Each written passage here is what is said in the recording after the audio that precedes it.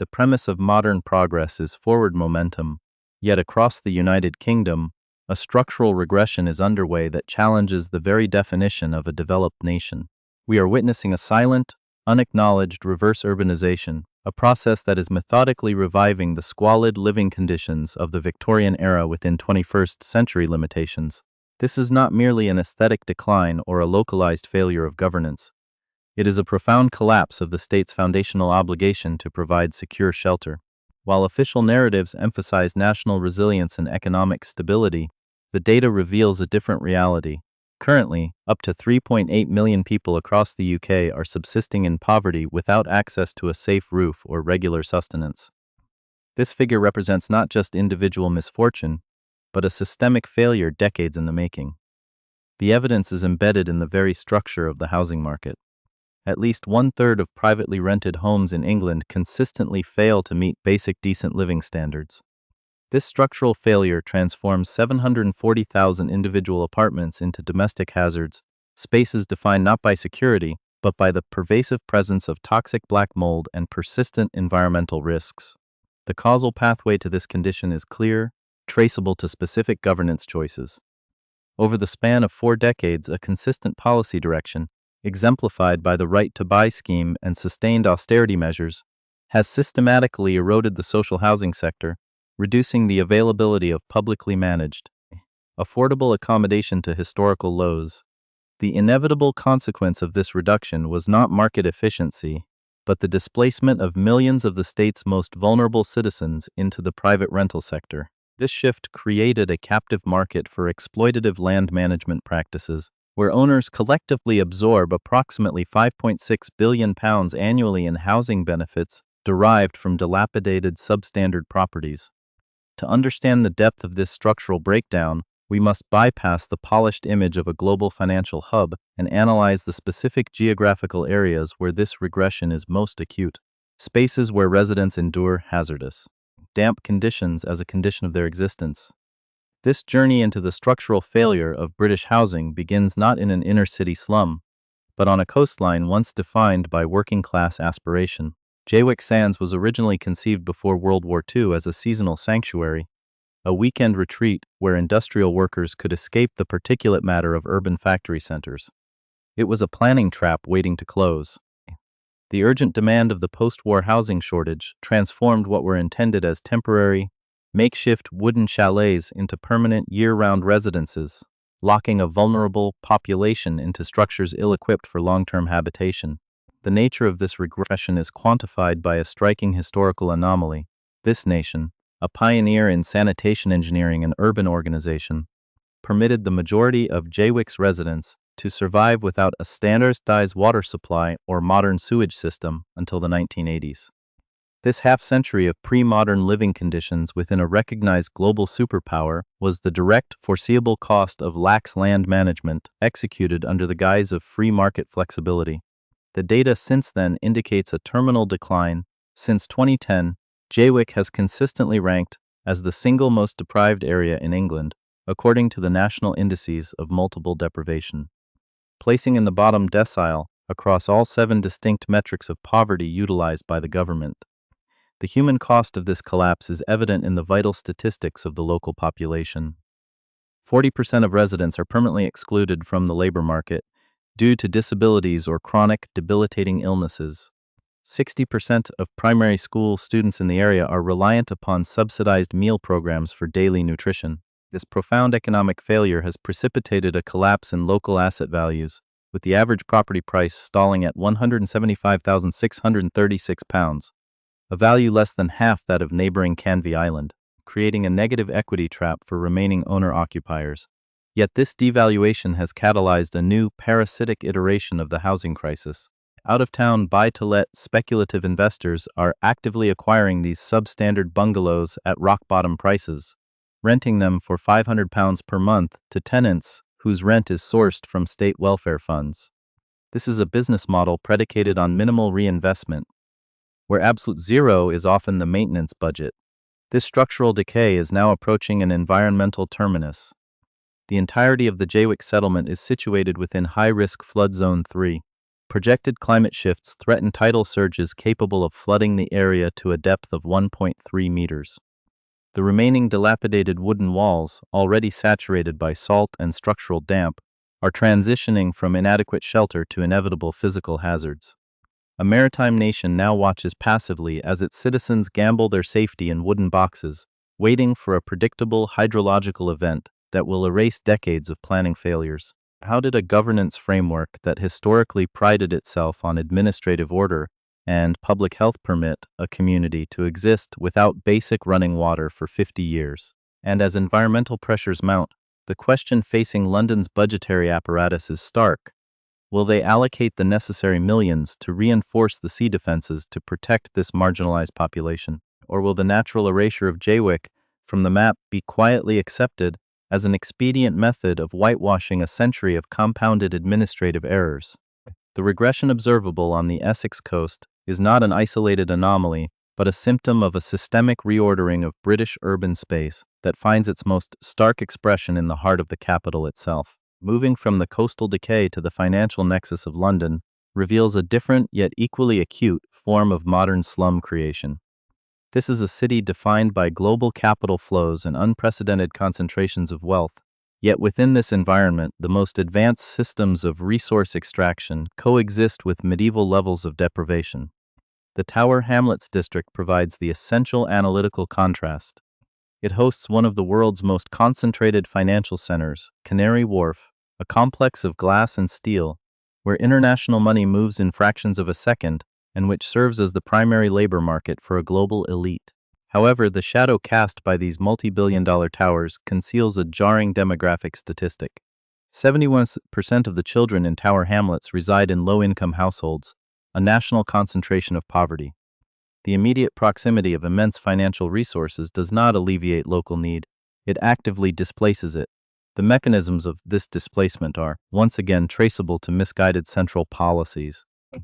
The 1980s right-to-buy legislation, framed as an instrument of mass property ownership, systematically cannibalized the finest examples of social housing, moving them into the speculative private sector and severing the public supply chain. This paralysis of the local welfare apparatus has forced the indigenous working class into dilapidated, neglected high-rises, where severe overcrowding is now the norm, reaching density levels not observed since the interwar period of the 1930s. The housing market itself acts as a barrier to stability. The average house price in this district is now 22 times the average local salary. The median rent for a basic private apartment now exceeds the entire average household income for the area. With the collapse of affordable options, 30,000 households remain in a static state of waiting for social housing, a list so long that even the allocation of the 1,900 units that become vacant annually offers no realistic statistical hope. The reality of this structural gridlock is 3 generations of a single family confined to a single damp, poorly ventilated environment. The mold eroding these walls is simultaneously stifling the respiratory health and cognitive development of the children within them. The conceptual map of London has fundamentally fractured. One sector is reserved for the affluent, who command space, and another is a confinement zone for the impoverished. The trillions of dollars processed in the financial center cannot obscure the complete bankruptcy of the urban social safety net. If a global economic engine cannot ensure that 7 out of 10 local children have access to a private bedroom, the policies that transformed housing into a speculative asset have, by extension, stripped the local population of their fundamental human security. This relentless process of displacement and densification is not, however, unique to the capital's overheated market. This same structural breakdown, fueled by different speculative engines, is actively dismantling other communities. As we track this regression northward, we can see how an entire regional economy is being repurposed, transforming a once prosperous resort paradise into a social repository and dismantling the historical identity of a community in a relentless drive for high-yield, low-quality investment. While the spatial polarization of the capital exposes the stark friction between global finance and local destitution, the systemic dismantling of British urban space operates with equal precision across the broader geography of the nation. As the trajectory of this economic regression moves northward, the mechanisms of decay shift from the vertical density of London to the horizontal abandonment of the post-industrial periphery. This is a landscape where the collapse of traditional industries has not resulted in stabilization, but in a predatory restructuring of the built environment. The coastal town of Blackpool provides a precise case study of this transformation.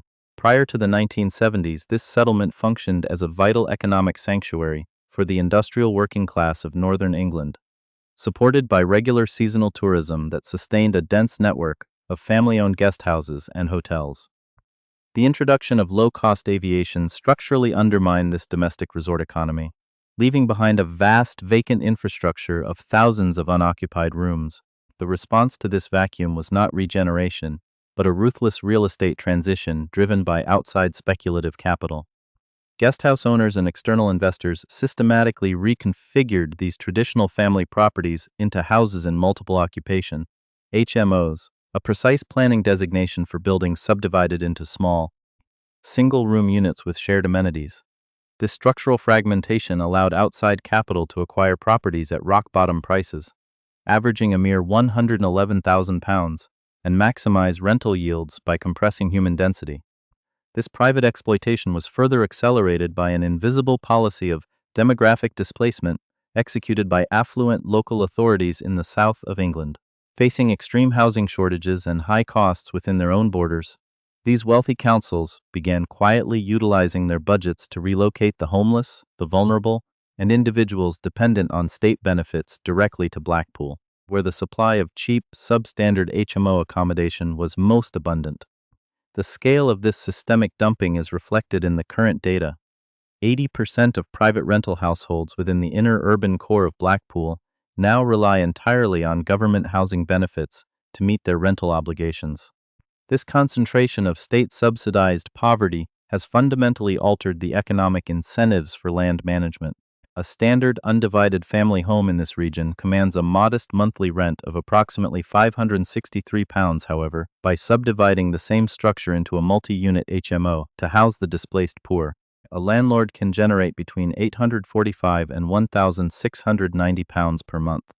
This threefold increase in revenue is extracted entirely from state welfare funds, yet the structure of the market removes any incentive for capital reinvestment. Because the demand for these basic rooms is guaranteed by chronic national homelessness, landlords consistently refuse to allocate resources towards structural maintenance. The physical evidence of this neglect is pervasive throughout the inner wards.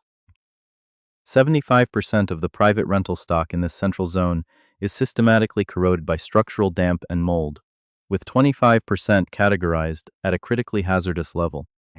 This means that 3/4 of the available rental accommodation in this specific urban center is actively compromising the respiratory health of its occupants. Furthermore, the energy poverty rate within the municipal center has reached 27.8%. A consequence of uninsulated structures and inefficient prepaid utility meters. The terminal expression of this neglect was recorded during the winter of 2019 to 2020, when 2.3% of households were found to have no central heating infrastructure whatsoever, contributing directly to 140 excess winter deaths. In these spaces, individuals literally froze to death inside subdivided rooms, while out-of-town investment syndicates extracted guaranteed yields from the state. The historical resort infrastructure has been effectively converted into a localized social repository for the nation's unhoused population, operating under the institutional paralysis of a local authority incapable of resisting real estate interest groups. This fiscal and social default is not confined to the coastal margins. It extends directly into the municipal governance structures of the northern industrial belt. In Middlesbrough, located within the historic industrial landscape of North Yorkshire, the crisis manifests not as a failure of private landlord regulation, but as a deliberate, systematic strangulation of public finance by central authority. Between 2013 and 2024, central government policy implemented a 46% reduction in direct formula funding to the Middlesbrough City Council. The local operating budget was abruptly compressed from £81.2 million to £43.5 million, a nominal reduction that ignores the compounding effects of inflation over the same period. This fiscal contraction occurred precisely as the structural demands on the local welfare state intensified. Currently, 31.8% of children in Middlesbrough reside in absolute poverty, a demographic reality that legally obligates the municipal authority to activate mandatory, high-cost social care interventions to prevent systemic harm. The mathematical resolution of this crisis has resulted in the total paralysis of urban management. The City Council is now forced to allocate up to 83% of its total annual operating budget exclusively to meet its statutory obligations for children's and adults' social care. Specifically, £54.6 million is consumed by children's services and £49.8 million by adult care, exhausting the municipal treasury and leaving virtually nothing for the maintenance of the public realm. The visible decay of the urban landscape is the immediate consequence of this financial starvation. Streets remain uncleaned, public lighting systems are left non-functional, and local law enforcement operations face extreme resource constraints. Abandoned terraced neighborhoods have rapidly deteriorated, transitioning into unmonitored zones characterized by systemic crime and unregulated illicit commerce. To avert the immediate threat of a Section 114 notice, the municipal equivalent of state bankruptcy, the local authority has been forced to execute desperate administrative cuts, terminating 75 specialist staff positions, reducing residential waste collection to a bi-weekly schedule, and permanently closing cultural infrastructure like the historic Captain Cook Museum. This is the execution of a highly unequal geographical policy. Central government applied a standardized flat rate reduction across all UK municipalities, deliberately ignoring the structural reality that impoverished northern industrial towns are entirely dependent on central funding streams, whereas affluent southern councils possess robust local tax bases. Consequently, while northern industrial municipalities experienced an average reduction of 33.3% in actual spending power, wealthy southern authorities faced a reduction of only 15.2%. This structural bias has effectively reduced self-sustaining industrial cities to administrative shells. When a municipality must exhaust 83% of its resources merely to stabilize a collapsing population, the concept of civic development ceases to exist, leaving behind an institutional apparatus that functions purely to manage human decline. Further toward the northeast coast, the town of Hartlepool demonstrates the human outcome of this structural abandonment, illustrating the total erosion of labor motivation across successive generations. Once a critical node of imperial industrial power, Hartlepool's vast shipyards and manufacturing complexes formerly generated the heavy oceanic vessels that dominated international trade routes. The subsequent closure of these heavy industries left a structural void that decades of subsequent policy have failed to address. Successive central government initiatives, frequently publicized under the banner of reindustrialization, have consistently failed to materialize as tangible employment for the displaced working class. The current labor metrics quantify a profound detachment from the modern economy. In 2023, the economic inactivity rate in Hartlepool reached 29.7%, a figure that drastically exceeds both the regional average for the Northeast and the wider national baseline. Nearly one-third of the working-age population exists completely outside the formal labor market. The psychological dimension of this economic exclusion is captured by a deeper statistic. Within that inactive demographic, 85% have completely ceased any active search for employment. Decades of structural stagnation have truncated local horizons, rendering the application process a futile exercise. This systemic exclusion has now become intergenerational. Children raised in these workless households face a 20% to 25% higher risk of experiencing chronic, long-term unemployment in adulthood compared to their peers. Poverty is transmitted through the family structure as an inherited economic liability. For those who do secure employment within the regional economy, the financial returns are insufficient to withstand modern inflationary pressures. The average weekly wage in the Northeast stands at just £472.30 compared to a national average of £527. This wage disparity locks the population into a secondary crisis of resource scarcity, reflected in a localized energy poverty rate of 14.7%. The homes that once housed skilled marine engineers have been systematically converted into cold, underheated environments where survival is tethered to a diminishing welfare state. A society that can no longer generate productive roles for its population inevitably begins to consume its own social fabric from within. Yet, the most critical failure of this broken system lies in the active, physical destruction of the population it claims to shelter. Behind these cold macroeconomic indicators are individual lives systematically being reshaped by the structural failures of the state. The breakdown of public infrastructure and the deregulation of the private housing market are not abstract policy adjustments. They are physical forces that dictate the daily existence, health, and life expectancy of millions. As the administrative safety net continues to fray, the human cost is borne by the most vulnerable segments of the population: families trapped in substandard housing, workers locked out of the formal economy, and children whose development is stunted by their immediate surroundings. The most acute and tragic manifestation of this reality occurred within the freehold estate in Rochdale, Greater Manchester. In December 2020, a 2-year-old child named Awab Ishak died from a severe respiratory condition directly caused by chronic exposure to environmental hazards. This was not a sudden, unpredictable medical event, but the logical conclusion of prolonged institutional negligence. The child's family had been documenting and submitting formal complaints regarding the pervasive presence of heavy black mold within their social housing unit since 2017, a full 2 years prior to his birth. The response from the managing organization, Rochdale Borough-Wide Housing, RBH, reflected a systemic pattern of administrative evasion, rather than allocating capital to repair the building's defective structural waterproofing. Officials instructed the family to paint over the toxic spores and attributed the moisture accumulation to the domestic habits and cultural lifestyle of the tenant family. This deliberate shifting of culpability from structural design to human behavior insulated the organization from financial accountability while leaving the child in a lethal environment. The institutional indifference persisted even after the fatality occurred. The housing provider delayed comprehensive inspections of the surrounding estate for nearly 24 months, during which time hundreds of other low-income families continued to inhale the same level 1 hazardous mold spores. When independent surveys were finally executed, they revealed a widespread structural crisis across the entire development: walls leaking moisture, non-functional ventilation systems, and black mold completely coating bedrooms and communal spaces. Although the regulatory apparatus eventually intervened, downgrading the organization to a non-compliant status, the administrative penalty did not alter the fundamental reality for the residents. The event exposed a profound transformation within British social housing providers, which have effectively transitioned from public welfare entities into detached administrative corporations that optimize revenue streams from state subsidies while abdicating basic responsibility for human life.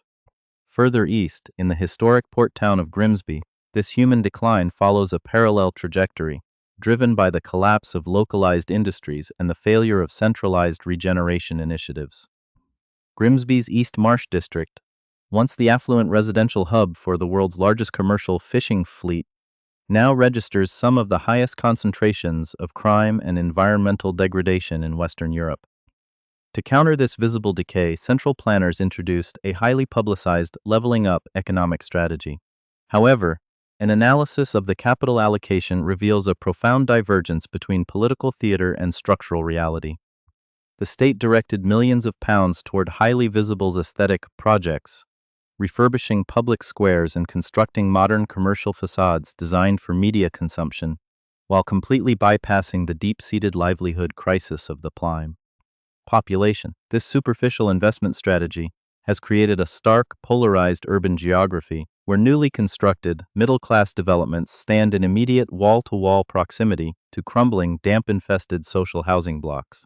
The physical toll of this spatial segregation is recorded in the local public health data. Within East Marsh, 16.17% of the working-age population is permanently removed from the labor force due to long-term illness or physical disability. This exceptional rate of morbidity is the direct biological consequence of a toxic, unheated living environment operating in tandem with chronic nutritional scarcity. The complete fragmentation of the local social fabric has transformed the district into an urban vacuum where older, displaced industrial workers survive on minimal state benefits, watching luxury capital revitalize the real estate markets adjacent to their streets, while their own physical health and housing security undergo steady, unmitigated deterioration. This pattern of urban restructuring and subsequent community abandonment finds another precise expression in the Merseyside region, specifically within the city of Liverpool. The landscape is defined by vast, weed-covered vacant lots that have persisted for over 2 decades, the material legacy of the Housing Market Renewal Initiative, an aggressive planning scheme executed between 2000 and 2011. Under the guise of modernizing the housing stock, the state systematically demolished entire neighborhoods of solid, low-cost Victorian brick terraces, intending to replace them with commercial real estate developments. When global capital withdrew following financial contractions, the projects were abandoned, leaving communities permanently fractured and generating a distinct 21st century phenomenon: the expansive urban food desert. The Liverpool City region currently contains 5 of the 10 most severe food deserts in England, large residential sectors with populations ranging from 5,000 to 15,000 individuals that possess no access to supermarkets or affordable retailers of fresh produce. Cut off from basic nutritional infrastructure, residents are forced to rely on small convenience stores specializing in highly processed, low-nutrient food products, triggering a compounding public health crisis of malnutrition and chronic disease. When physical and economic reserves are completely exhausted, an artificial state-managed famine emerges. In 2025, hunger relief metrics in Liverpool reached an unprecedented threshold. 206,845 individuals within the Liverpool City region required formal referral vouchers to access emergency food banks simply to avert starvation. An analysis of this dependent demographic reveals that disabled individuals constitute 69% of those requiring emergency food aid, while 46% resides in social housing and 22% navigate the volatile private rental sector. In a G7 economy, the most vulnerable citizens are forced into daily queues for charity rations, demonstrating that a major metropolitan center has effectively defaulted on its ability to sustain its population without reliance on spontaneous, non-governmental aid networks. This systemic breakdown reached its institutional zenith in Birmingham, the nation's second-largest urban economy. In September 2024, the municipal authority formally issued a Section 114 notice, an explicit declaration of municipal insolvency.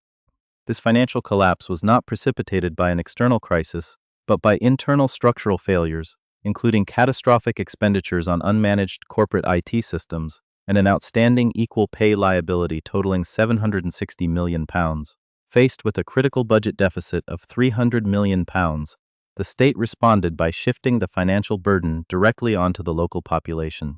The council enforced an immediate 9.99% increase in municipal property taxes for the 2025-2026 fiscal period, while simultaneously executing a £750 million liquidation of public assets, selling off municipal land, historic libraries, and community facilities to private buyers.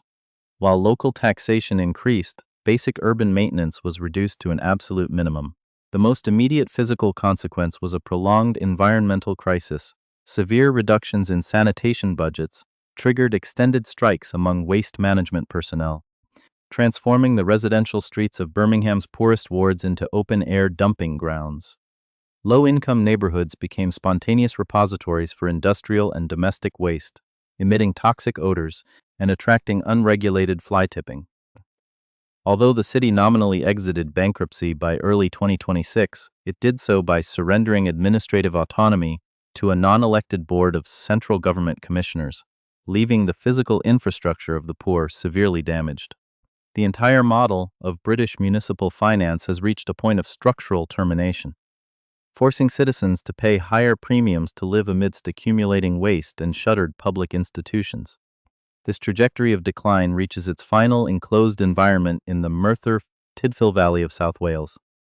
Once the industrial core of Welsh metallurgy and coal extraction, the region now presents a profound medical crisis that mirrors its economic exclusion. Merthyr Tydfil records the highest concentration of chronic illness and long-term disability in Wales. 30% of the total population suffers from physical limitations that restrict daily activity. 8.61% of the working-age demographic has permanently exited the workforce due to medical incapacitation. The Welsh Index of Multiple Deprivation indicates that 81% of the valley's sub-districts are positioned within the most impoverished half of the country. This concentration of disease is the product of an inescapable biological feedback loop. The damp, geographic confinement of the valley combines with old, uninsulated housing stock to create internal environments characterized by permanent structural condensation. Because the average weekly wage in the area is restricted to £376, £40 below the national average, residents lack the capitals necessary to install modern heating infrastructure. The trap closes along a predictable biological line. Cold, damp housing induces chronic respiratory diseases such as COPD and asthma. These conditions systematically destroy labor capacity, leading to employment termination. The resulting loss of income solidifies the poverty trap, preventing any subsequent structural remediation of the property. The home ceases to function as a shelter and becomes a biological prison that actively degrades the human organism. This physical entrapment is compounded by a rigid, indifferent bureaucratic apparatus. Field data indicates that 34% of terminally ill or severely disabled individuals within these valley communities are entirely unable to access state disability benefits due to hyper-complex administrative protocols and restrictive legal clauses designed to suppress public expenditure. The historical arc of British urban planning has come full circle. The grand mid-century project of state-led modernization, public health engineering, and universal housing security has been systematically dismantled by 4 decades of speculative commodification and fiscal withdrawal. From the rotting coastal chalets of Jaywick to the mold-saturated towers of London, and from the fractured communities of Liverpool to the damp biological prisons of the Welsh valleys, the reality of modern Britain is defined by a profound structural regression. The state has effectively compromised its foundational obligation to the biological survival of its citizens. The enduring image of this era is not one of technological acceleration or global integration, but of a family huddled in a cold, dark room watching toxic spores spread across a wall, while outside, beneath the silent, gleaming skyscrapers of capital, a queue forms in the rain for a box of discarded food.